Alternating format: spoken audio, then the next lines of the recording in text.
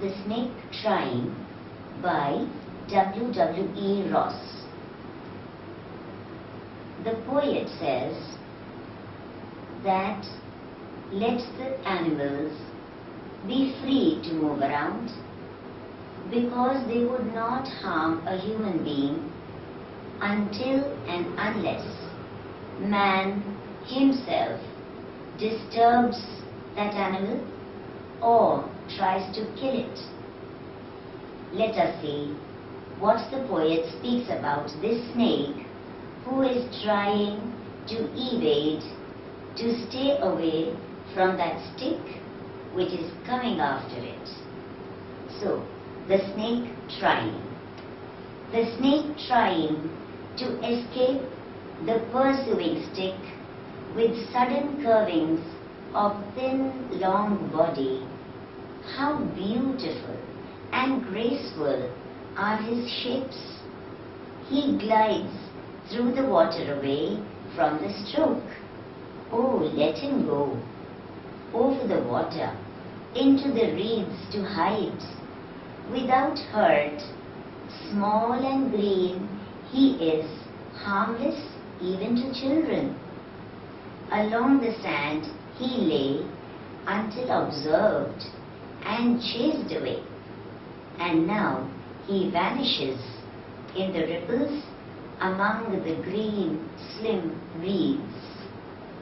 So the poet says over here, he is describing the physical body of the snake and calls it beautiful. He says that as the snake is trying to escape from the human being's stick, it curls, it swirls, it turns, wriggles here and there, and turns its body in a curving manner. And these curves, the poet says, are very pretty to look at. He says that the snake has a beautiful, thin body and loves to see it. He says that this snake glides gracefully and goes away beautifully into the water to avoid any harm from that stick which is coming after it in human being's hand. And as he glides, as he moves smoothly into the water, he protects itself with the help of the waters on its body. And the poet over here says, oh, let him go. Him over here refers to the snake. And the poet says, let it go, because he is green in color and he is harmless even to the children. And therefore, he says, let it go and hide itself in the reeds.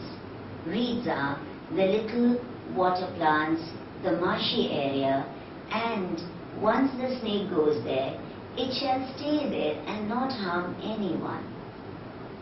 But is the human being satisfied? No. The snake, when it is resting over there along the sandy road, the man observes this snake lying there, harmless, basking in the sun. But the human being has doubt in his heart. And the moment the human being sees the snake along this roadside on the sand, he runs after that snake and chases that snake away, and the snake vanishes. The snake disappears into the ripples, into the waters, into the waves of the water, and hides itself among the slim, among the thin plants of the waters.